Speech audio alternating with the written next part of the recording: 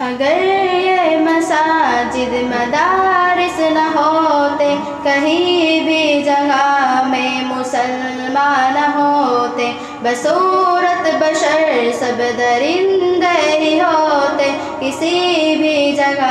اچھے انسان نہ ہوتے۔ اگر یہ مساجد مدارس نہ ہوتے، کہیں بھی جہاں میں مسلمان نہ ہوتے، بصورت بشر سب درندے ہی ہوتے، کسی بھی جگہ اچھے انسان نہ